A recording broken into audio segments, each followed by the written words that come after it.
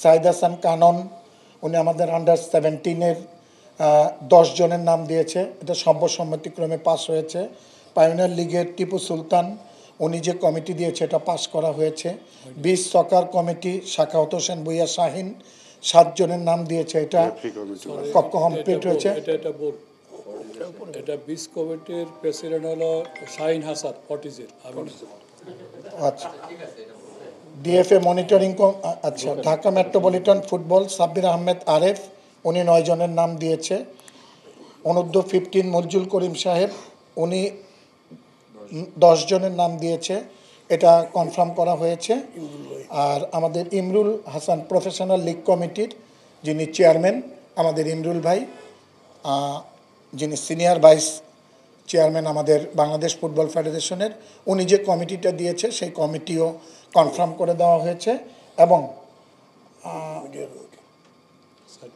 Internal audit committee Wahiduddin Chowdhury happy সাহেব, উনি 5 জনের নাম দিয়েছে, সেটাও কনফার্ম করা হয়েছে।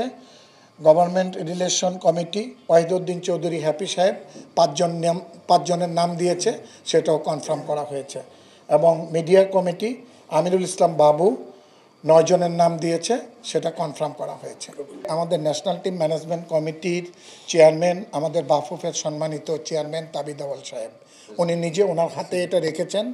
অতএব এই ব্যাপারে আমাদের বলার কিছুই নেই, উনি এই ব্যাপারে সিদ্ধান্ত আমাদেরকে জানাবে। সবচেয়ে যেটা আমাদের রুবেল ভাই যেটা জিজ্ঞেস করেছেন যে ন্যাশনাল টিমের কোচের সম্বন্ধে কোনো আলাপ আলোচনা হয়েছে কিনা, হ্যাঁ আলাপ হয়েছে, কারণ ওনার সময় কিন্তু ডিসেম্বরের 30 তারিখ পর্যন্ত, 31 তারিখ পর্যন্ত, যেহেতু ওনার সময় শুধু ওনারই না, পিটার বাটলারেরও কিন্তু আপনার 31 তারিখ পর্যন্ত সময়। এটা আমরা উইদিন 7 ডেজ, আমরা 7 দিনের মধ্যে আমাদের প্রেসিডেন্ট সাহেব আমাদেরকে নিয়ে আবার বসবেন, বসে এই ব্যাপারটায় উনি সিদ্ধান্ত নেবেন। এবং আমরা খুব সহসাই আবার একটা মিটিং করব। এবং অলরেডি কিন্তু আজকে আমাদের 2টা মিটিংয়ের ব্যাপারে সিদ্ধান্ত হয়েছে। আমরা আগামী জানুয়ারি মাসের 24 তারিখে আমরা আমাদের যে পরবর্তী 3য় এসকো মিটিং, সেই মিটিংটা আমরা চিটাগাংয়ে করব।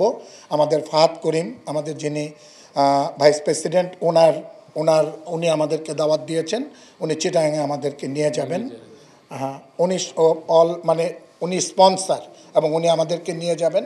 এবং পরবর্তী মিটিংয়ের জন্য কিন্তু আজকে আবার আরেকটা সিদ্ধান্ত আসছে আমাদের জাহিদি ভাই, আপনারা জানেন, উনি আমাদেরকে যশোরে ওনার এলাকাতে নিয়ে যাবেন, ওখানে আমরা মিটিং করব এবং আমরা এক রাত্র ওখানে যাপন করে এবং সকল বিষয়ে সিদ্ধান্ত নিয়ে পরবর্তী দিনে আমরা আসব। মেয়েদের সাপের যে টাকাটা, এটা নিয়ে আজকে আসলে আমাদের অনেকগুলো এজেন্ডা ছিল, 3 ঘন্টা আমাদের করা হয়েছে।